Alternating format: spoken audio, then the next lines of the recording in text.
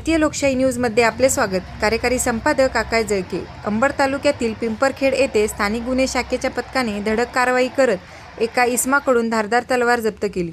गुप्त माहितीच्या आधारे करण्यात आलेल्या या कारवाईमुळे परिसरात खळबळ उडाली आहे।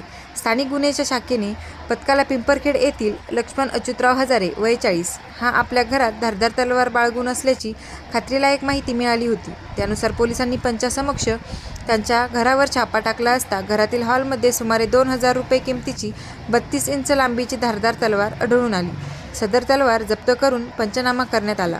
या प्रकरणी लक्ष्मण हजारे यांच्या विरुद्ध भारतीय हत्यार कायदा कलम 4/25 अन्वये गुन्हा दाखल करण्यात आला आहे।